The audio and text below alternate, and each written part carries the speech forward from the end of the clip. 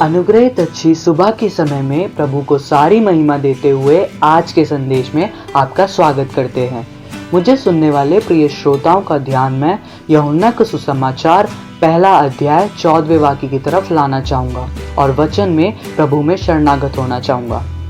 और वचन देहधारी हुआ और अनुग्रह और सच्चाई से परिपूर्ण होकर हमारे बीच में डेरा किया और हमने उसकी ऐसी महिमा देखी जैसी पिता के एकलौते की महिमा।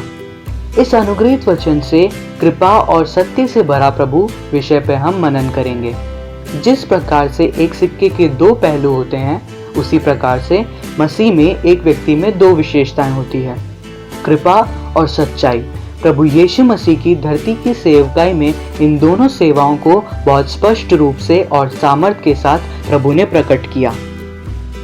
अपने कई अद्भुत कामों में प्रभु ने सबसे पहले कृपा को प्रकट किया, उसके बाद उन व्यक्तियों से व्यक्तिगत रूप से मिलकर सत्य प्रकट किया और हमेशा के लिए उन्हें स्वतंत्र किया है।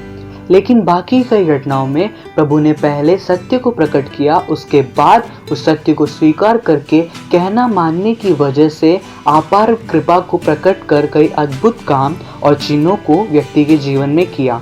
और इन बातों को हम वचन में स्पष्ट रूप से देख सकते हैं। आज के समय में जो कमी हम देखते हैं वो ये है कि लोग कृपा को अत्यंत महत्वता देते हैं और कृपा को अत्यंत अनुभव करने का लालच करते हैं, पर सत्य को भूल जाते हैं और सत्य के विपरीत जीवन जीते हैं। आइए कुछ वचन के भागों पर हम एक साथ मनन करें। यूहन्ना का सुसमाचार 5वें अध्याय के 8वें और 14वें वाक्यों पर हम गौर करें तो हम देखते हैं कि बेतसैदा कुंड के पास करीब 38 वर्षों से एक मनुष्य बीमार पड़ा था। उसको प्रभु ने आज्ञा दी कि उठ, अपनी खाट उठाकर चल फिर। ऐसा कहकर चंगाई देकर पहले कृपा बांटी, लेकिन उसके ठीक आगे 14वें वाक्य में ये भी कहा, फिर से पाप मत करना, ऐसा ना हो कि इससे कोई भारी विपत्ति तुझ पर आ पड़े।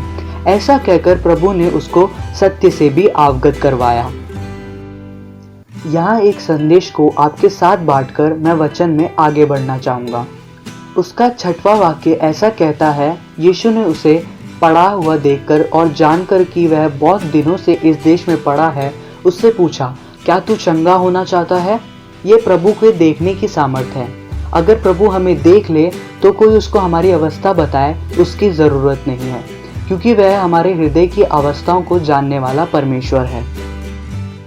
पढ़े हुए वचन में यहाँ बीमार व्यक्ति लंबे 38 सालों से लगातार प्रयत्न करता रहा कि सबसे पहले उस कुंड में गिर सके, लेकिन हर बार उससे पहले कोई और उस कुंड में कूद जाता और चंगाई पाकर निकल जाता था।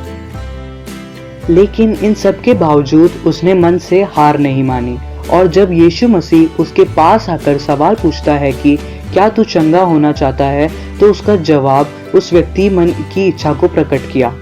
प्रियजनों, हमारे जीवन की अवस्थाओं में हम भी हार ना मानने पाए, क्योंकि हमारे जीवन की अवस्थाओं को बदलने के लिए वो प्रभु तैयार है और उस कृपा को स्वीकार करने के लिए सत्य के आगे अपने आप को समर्पित करने वाले बने। यूहन्ना का सुसमाचार 8वां अध्याय 11वें वाक्य में उस पापी स्त्री से प्रभु ऐसा कहते हैं, मैं तुझ पर दंड की आज्ञा नहीं देता।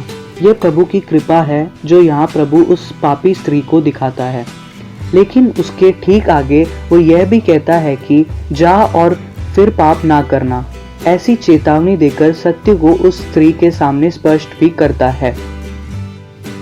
इन दोनों घटनाओं में प्रभु सबसे पहले कृपा को प्रकट करता है, उसके बाद सत्य का बोध उन्हें कराता है। आज सुबह के समय में जब हम प्रभु की कृपा में रहते हैं तो हम सत्य को समझने वाले बने और उसमें स्थिर रहने का प्रयत्न करें और प्रभु उसमें हमारी सहायता करेगा।